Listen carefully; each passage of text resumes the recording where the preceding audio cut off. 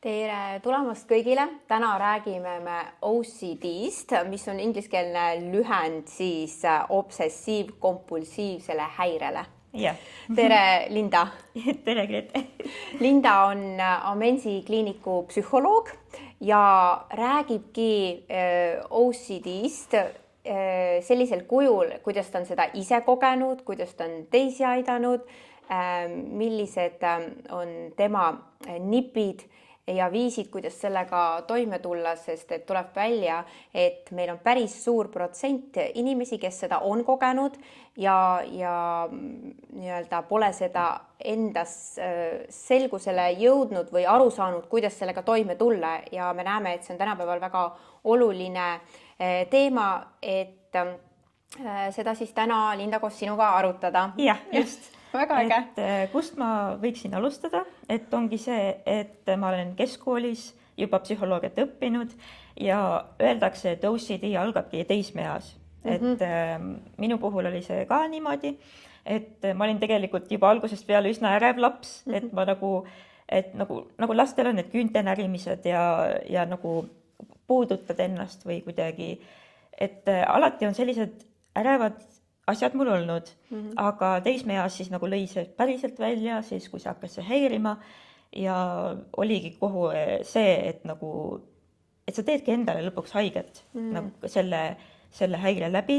Kuidas näiteks haiget? Et minu puhul on nagu see hästi spetsiifiline, et nagu öeldakse selle kohta mingi dermatillomaania või trihotillomaania, aga tegelikult see on nagu minu kompulsioon. Ehk siis nagu dermatillomaania on nagu see, et sa üritad et sa põhimõtteliselt kakud nagu nahka. Jah, et naha kakkumine ja siis trihotillomaania vastavalt siis juuste kakkumine nagu. Et mul on isegi nii olnud, et pool minu kulmu oli kadunud, sest et ma täiesti kitkusin selle ära. Ja nagu ma tegin seda alateadlikult põhimõtteliselt, et ma ise ei märganud väga, kui ma seda käitumist tegin. Et mul on alati olnud sellised võib-olla närvilised või sellised tegevused, aga teismeeas ma hakkasin aru saama, et midagi on valesti, sest et see hakkas mind mõjutama, minu jalad olid täiesti armistunud sellest pidevast kakkumisest ja ma kaotasin uneaega hästi palju ka. Kas see on kuidagi unega seotud siis ka, et kas sa oled häiritud magades ka, et see uni on häiritud? Ja mõnes mõttes ongi, et see insomnia on nagu ärevatel inimestel hästi tavaline, et ei suuda magama jääda, sest et peas on nii palju mõtteid. Ja siis minu koolis käimine tegelikult ka kannatas selle tõttu, et ma nagu ei saanud õigel ajal magama. Ma olin pool ööd üleval, tegelesin selle kompulsiooniga, kui ma oleks pidanud õppima.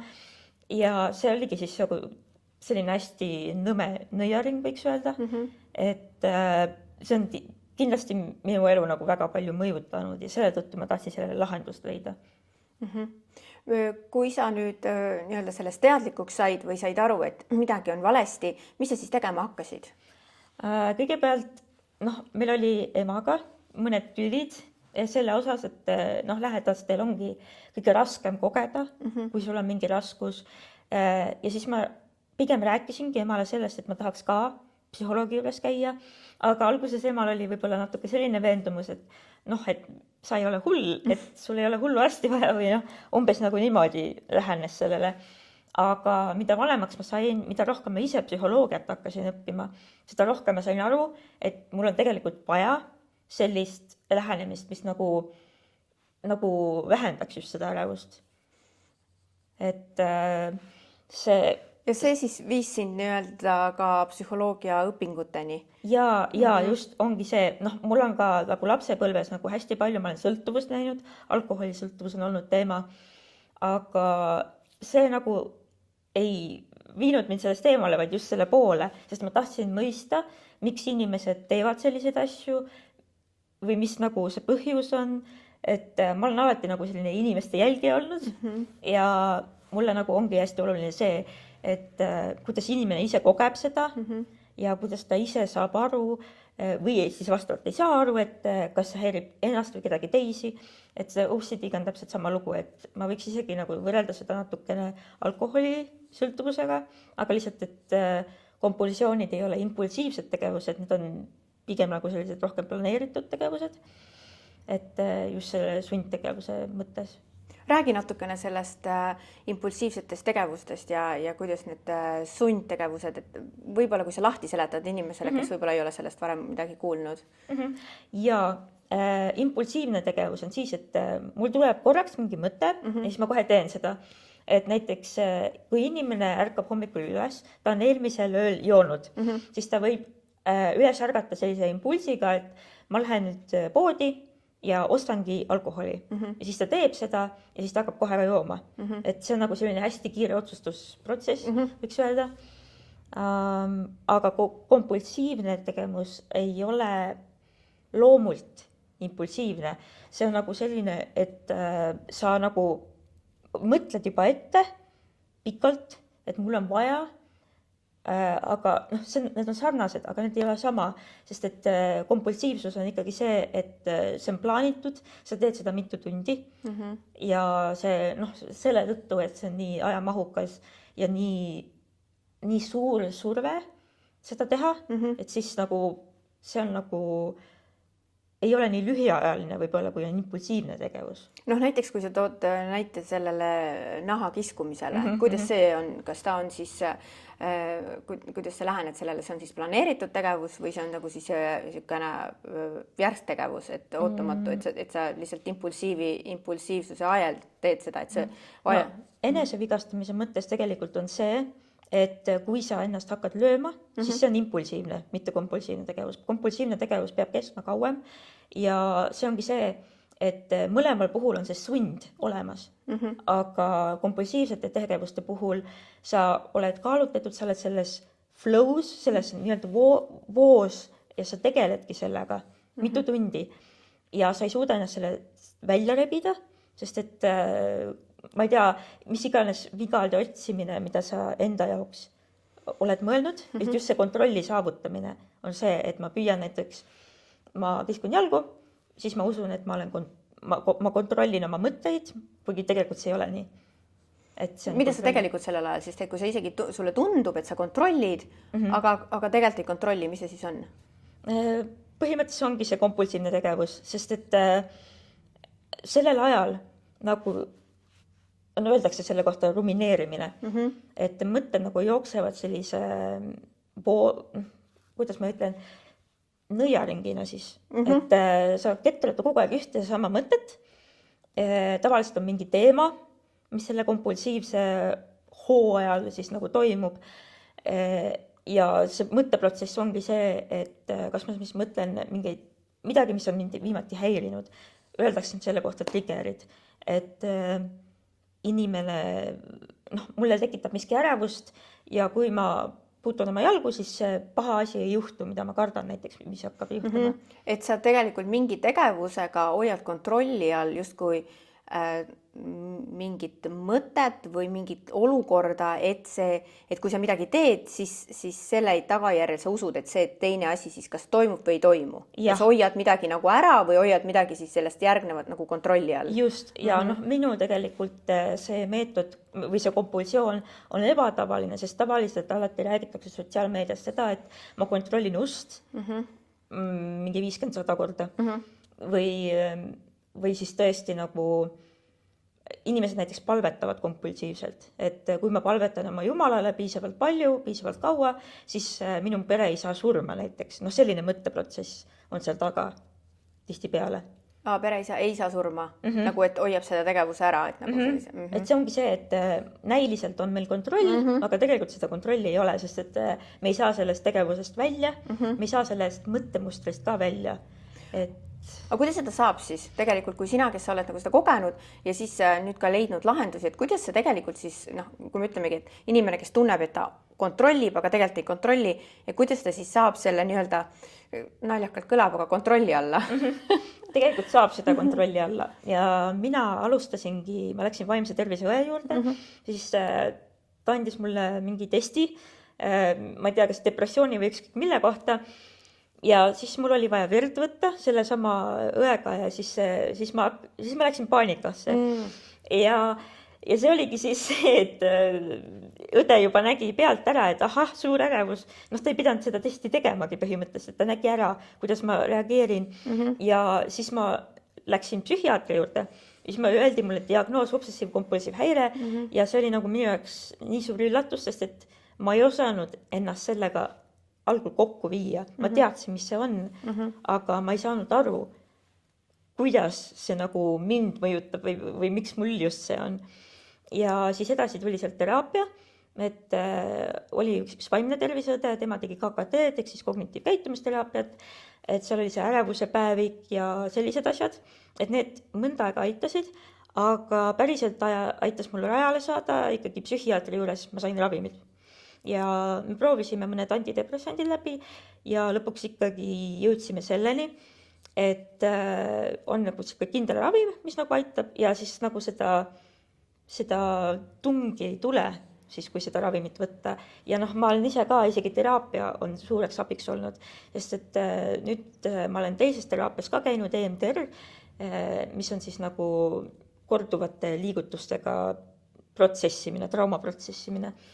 Ja need mõlemad on mind aidanud, nii KKT, nii teised meetodid, et ma nüüd saan aru, kus see tung tuleb, ma saan aru, mis on minu triggerid, mis mulle ärevust tekitavad, sest et varem mul see teadmine puudus. Ehk siis ma ei saanud üldse aru, et miks ma olen ärev, ma ei saanud üldse aru, mis see tegevus on, mis ma teen kompulsiooni, eks ole. Ja ma arvasin, et sellest ei ole nagu väljapääsu. Et ma olingi nagu mullis, võiks öelda, et selle protsessi jooksul on üks olulisemaid nüansse see, et sa saad teada, mis sind trigerdab. Jah. Et mis on see olukord, mis sind paneb tegutsema siis ennast kahjustavalt. Jah, või siis nagu see, et sa lihtsalt raiskad nii palju aega, et sa ei jõua näiteks kooli või koju. Minul seda nagu spetsiifilist ei olnud, aga on lugusid inimestest, kes näiteks hakkavad oma kulmukarve kitkuma mitu tundi ja siis nad nagu jäävadki sellesse tegevusse ja kõik muu jääb tegemata. Et nagu need ongi nagu sellised häirivad tegevused. Aga sellest saabki välja tulla, sest et kui sa tead oma triggereid, kui sa jõuad selle teadvuseni, et sul on see ja sa oskad neid situatsioone ära tunda, siis lõpuks tulebki see, et sa nagu oskad ka hoida ära seda hetke, kui sa nagu nii-öelda lähed crash out'i või selline. Et ka tegelikult sinu juurde tulles klient saabki avastada, mis on tema triggerid ja kogu seda protsessi nii-öelda teadvustades, ta saabki sellega enda elus hakkama. Just, sest et mul on varem ka olnud üks obsessiivkompulsiiv häirega klient siis, ja tema puhul olid mingid suhteprobleemid, pereprobleemid ka partneriga ja tema puhul oligi see hästi oluline ka, et ta teadis lõpuks, sai aina rohkem teada, mis on tema triggerid, et kuidas tema partner reageerib või kuidas tema pere reageerib ja siis sellest lähtudes ta sai nagu hiljem nagu otsustusi teha. Sest et varem ta ei teadnud, et mind häirib see, et kui ma selle asja oma elust nagu eemaldan või kõrvale panen, siis see võiks mul aidata oma kompulsiooni ära hoida. Ja tegelikult selles mõttes sa tõid ühe näite oma kliendibaasist, eks ole, kellel on näiteks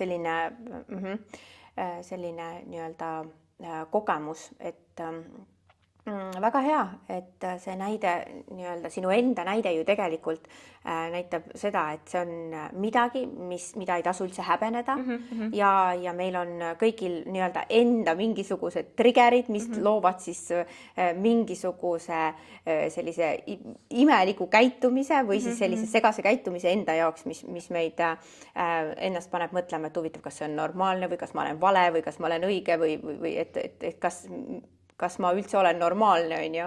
Et see, ja siis see omakorda veel teeb ärevamaks, on ju.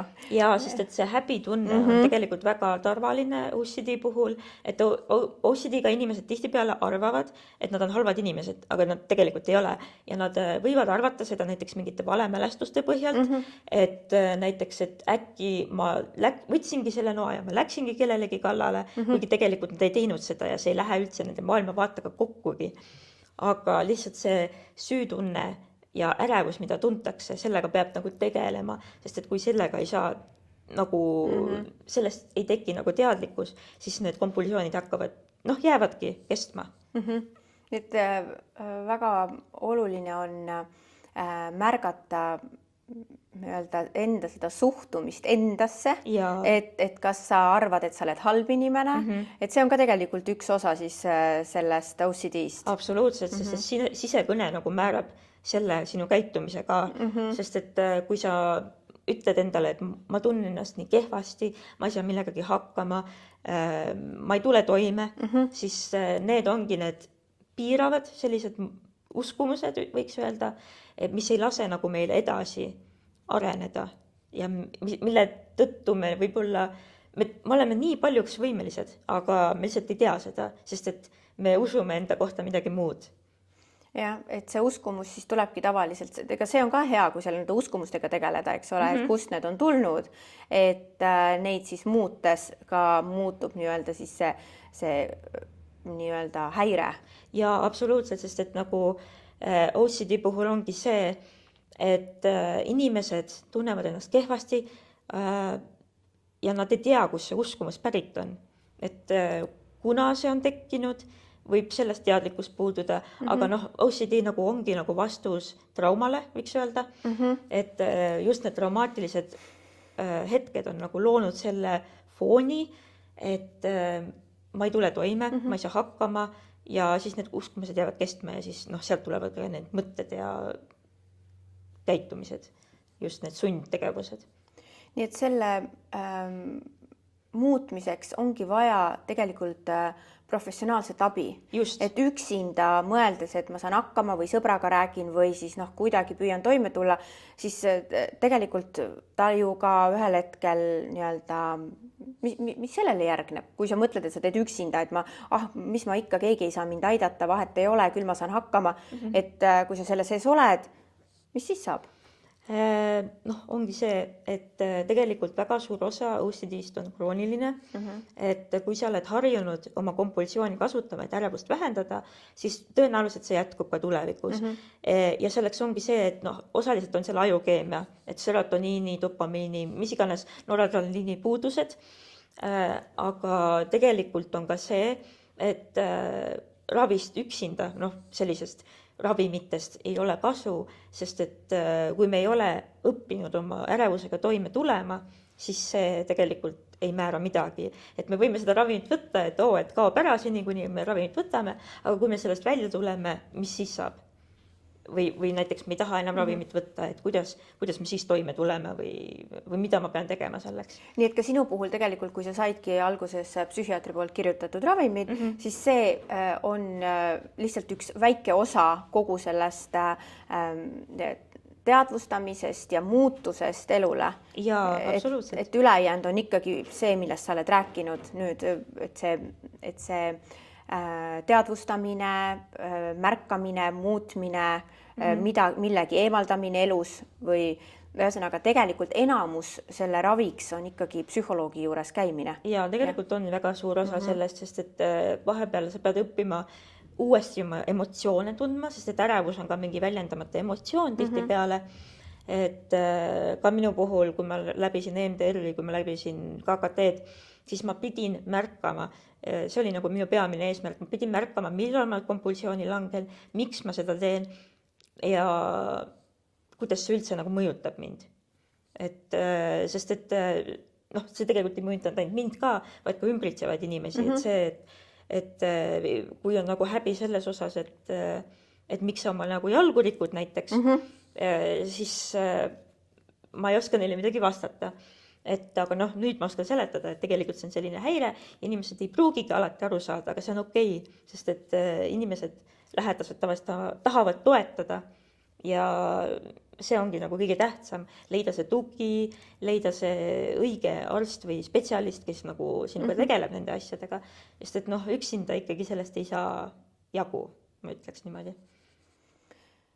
Milline on su elu nüüd, kui sa oled seda õppinud, sa oled ise õppinud ju ka tegelikult ülikoolis selgeks selle, mis asi see on, sa oled enda peal need muutused loonud, sa oled selle protsessi ju enda peal kõik teinud läbi, pluss siis sul on kõik see teooria ja haridus sellele ka, et mismoodi on sinu elu nüüd võrreldes sellega, kui sul ei olnud sellel teadlikkust? Ma arvan, et ikka 100 korda parem, sest et nagu alguses oligi see, et ma olin noor, ma ei teadnud, mis minuga toimus, siis ma läksin ülikooli ja siis ma hakkasin aina rohkem ära tundma, et okei, ma nüüd oskan seda analüüsida, et mul on see teadmised, mis asi see OCD on ja mul on need ka teadmised sellest, kuidas ma nagu seda muuta saan või nagu ära hoida, et jah, kahjuks OCD tuleb alati uuesti pinnale, kui mingi ärevam periood elus on, aga sellele vastavalt me peame ka õppima uusi kohanemismeetodeid või nagu ärevusega toimetuleku mehhanisme, mis nagu aitaks meil uuesti sellest nagu välja tulla, et tegelikult iga samm edasi on nagu juba suur samm, sellepärast et kui sa varem olid kuskil all, siis nüüd sa oled hästi üleval ja kui sa langed, siis sa ei lange enam nii madalale, kui sa varem olid. Nii et tegelikult kõik see protsess kaitseb ka sind selle eest, et sa kunagi enam nii madalale ei langeks, nagu kus sa enne olid, nagu selles mõttes sellises teadmatuses ja oskamatuses ja segaduses ja võib-olla ennast süüdistavas olekus, et nüüd, kui sa õpid selle kõik selgeks või oled teadlik, et noh, see ei tähenda seda, et kõik, kellel see on, et nad peavad minema psühholoogiks õppima, aga piisab sellest, kui nad tulevad näiteks sina, kellel on selline oskus ja kogemus ja haridus, et siis sina oled, kui ma siin kuulan, siis nagu justkui ideaalne lahendusviis, et aidata siis inimesel tulla sellest kõigest läbi, sest et minu arust tänapäeval me järjest enam otsime inimesi mitte ainult selleks, et neil oleks teoorias teadmised, vaid et ka oleks oma kogemus ja sellele oma kogemuse läbi leitud ka lahendus. Ja absoluutselt, tegelikult ei pea alati kõige kogema, et sellest teada, et see on ka naljakas, et kui ma tahan surmast kirjutada, siis ma ei pea ilmtingimata ära surema. Seda küll. Aga see on küll andnud mulle sellise mõistmise, et kuhu ma tahan nagu, või kuhu mina olen jõudnud sellega ja mida mina saan teistele anda, et jah, ma olen nagu ekspert, jah, mul on kogemus, aga nagu mis selles kogemuses on just seda, mis nagu kõnetab seda teisi inimesi, kellel on nagu OCD ja iga kogemus on selles mõttes unikaalne, aga kui sa oled nagu sarnases olukorras olnud, siis see mõistmine on ikka teisel tasemel, ütleme niimoodi. Et tegelikult sellise kogemuse põhjal saame me ju inimest nii palju rohkem mõista. Just, et see kogemus on minule väga palju andnud ja see ei ole ainult OCD puhul ka, et kui inimesel on ärevus, kui inimesel on depressioon, et ma saan nagu samamoodi läheneda nendele vajadustele. Nojah, sinna alla ju käivad tegelikult kõik need sundmõtted ja kõik muud traumakogemused ja kõik see lapsepõlvemustrid ja kuidas ka lapsepõlvemustrid on siis ja traumakogemused on meile loonud siis neid sellejärgseid häireid, eks ole, et kõik need stressihäired ja kõik muud, et tegelikult analüüsides selle üks periood oma elus ära, mida varem, seda parem, seda kiiremini me saame nii-öelda oma elu rohkem tasakaalu või jätkata siis nendes oma unistuste elu või selliselt, et kuidas me oleme mõelnud, et kuidas me tahaksime elada, et oma potentsiaali kasutada. Just, sest et mul ka ikkagi vedas, et me enne 20. eluaastat ma sain selle diagnoosi, aga oleks võinud ka võib-olla varem, sest et oli ikkagi mitu aastat, kus ma nagu ma tulin koolis hästi toime, et see OCD ei ole perfektsionism, aga kuna ma ise olen selline perfektsionistlik inimene, siis nagu kõik nagu kuhjus ja ma nagu ei teadnud enam, millele keskenduda, kas koolile, kas see häire või kuidagi sihuke segadus tekkis. Aga nüüd ma olen sellest nagu välja tulnud ja ma arvan, et ma saan aidata inimestel sedasama edu kogeda. Ja kindlasti, kui sul on eesmärgid, siis sa kindlasti ka jõuad nendele. Öeldakse, et üks osa eesmärgi täitmisest on lihtsalt see, kui sa selle kirja paned ja siis sa nagu aju hakkab alateadlikult juba selle suunas liikuma. Et kui sa oled valmis muutuseks, siis see ka tuleb. No jaa, just, et inimene tegelikult hetkel, kui ta tuleb, ta ei peagi olema valmis ka kohe nii-öelda kirjeldama oma eesmärki, aga ta võib tulla lihtsalt sellega, et kuule, et mul on tegelikult samasugune olukord või samasugused mustrid, et need on häirivad ja siis hakata sealt minema nagu koos sinuga. See ongi see, et inimesel ei pea olema selge eesmärk, aga mina ka ei läinud mingi selge eesmärgiga teraapiasse, et tee mind terveks, et see ei ole nagu eesmärk, aga pigem ongi see, et kuidas ma saan areneda, kuidas ma saan ära tunda neid olukordi, mis mind häirib ja kuidas ma saan nagu, milliste tegevustega kas või asendada või noh, et kui see, mida ma varem kasutasin stressiga toimetulekuks ei tööta, siis mida ma saan selle asemel teha, et ennast aidata. Et tegelikult meis endas on nii palju nagu sellist eneseteadlikkust olemas, et just kui ma mõtlengi sinu näol ka, et kui inimene tuleb sinu juurde, siis sina saad aidata temal välja tuua selle teadlikkuse endast, et kuidas ennast aidata, eks ole ka. Et pluss siis, et see vägi või jõud on mis endas, on ju.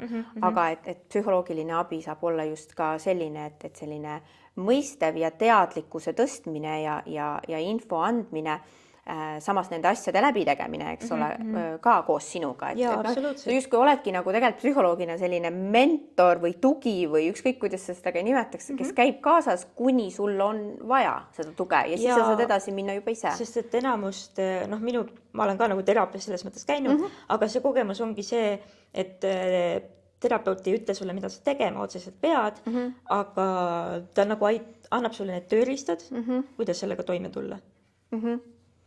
Pluss siis selline mõistmine ja toetus kõrvale. Jõustamine just, et see jõustamine on väga suur osa. Ja tihtipeale teraapias me lükkame ümber ka neid, öeldakse, et mõttevead, ma ei tea, kas see on just hea sõna sellele, aga nagu kuna me oleme kallutatud negatiivsuse poole, eriti trauma puhul, siis nagu me peame ära tundma, et millised mõtted piiravad meid.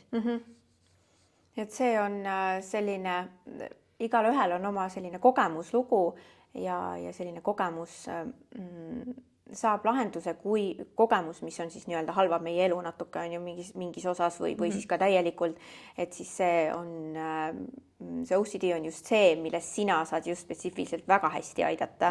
Just, sest et ma tean, et kõigil ei ole enesevigastamine kompulsiooniks, aga ikkagi, kui tekivad sellised sunnid, et ma pean seda pliiti kontrollima, ma ei saa majast välja, sest et ma ei ole, kas ma ikka panin pliidi kinni.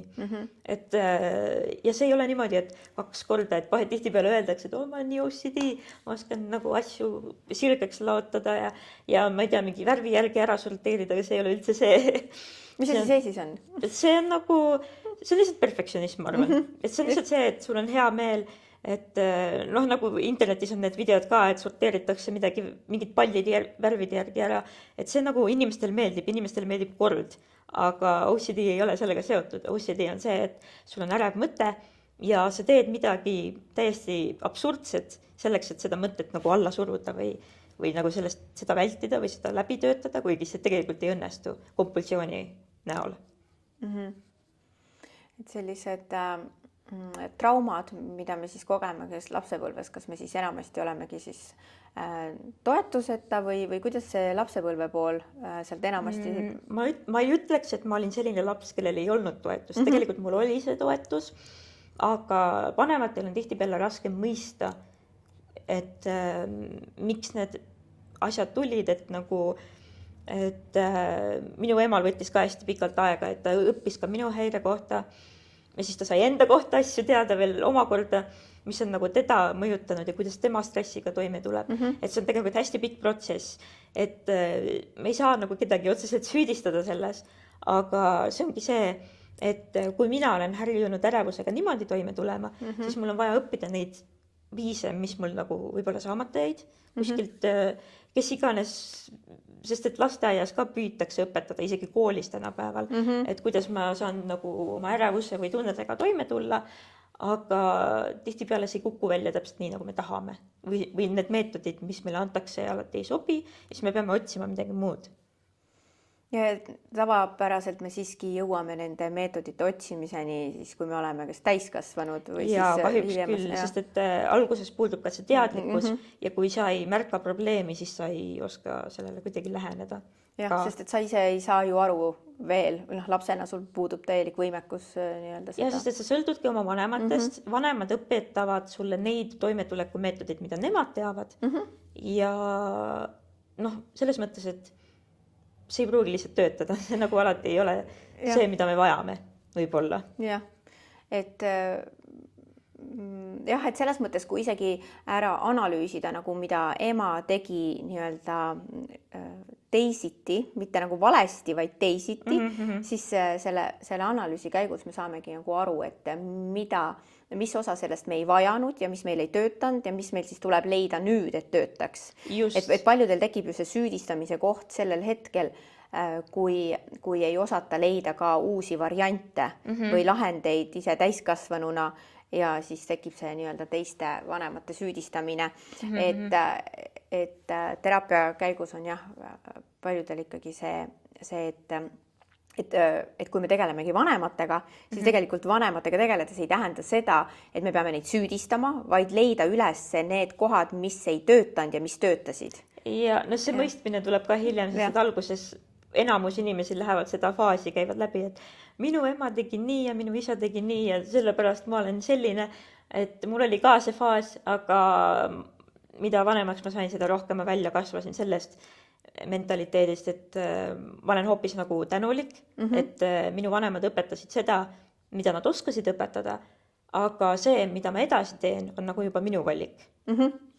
See on väga täiskasvanulik ja toob sellise positiivse ellusuhtumise, et me ei ole, et see toob meid nagu sellisest ohvri rollist välja. Ja no selle ohvrimeelsus on nagu hästi paljude traumakogemuste nagu keskmeks, et mina olin ohver ja siis ma pean leidma kedagi, keda süüdistada ja tegelikult on nii, et see ei ole nagu nii üheülbaline, et kuidagi selline must-valge mõtlemine hakkab aina rohkem ära kaduma, kui me nagu saame selle mõistmise, et mida meie saame teha selles olukorras. Et vanemad tegid nii, kuidas nad oskasid. Just, et nagu oli, mis oli, aga me nagu ei keskendu sellele, sest et see ei ole abistav.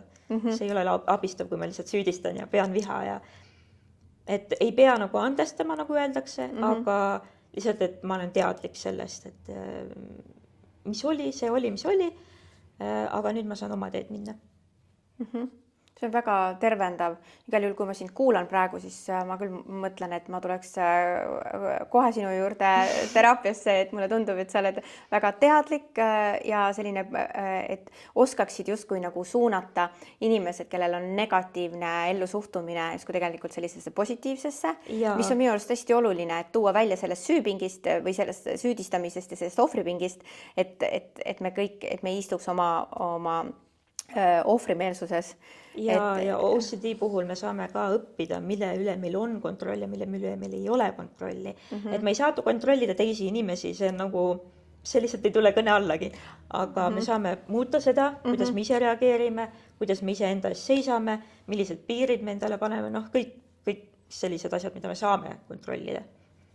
Jah, et tihti ju ükskõik isegi on OCD või ükskõik mis muu häire või mõttestandardid või mis meil ka ei oleks, et me tihti justkui tahame inimeste nii-öelda sellist käitumist nagu lubada ennast nende käitumisel mõjutada. Et see on tegelikult hästi palju, see ei peagi seal olema nagu mingid konkreetsed häired, vaid üleüldse selline suhtumine.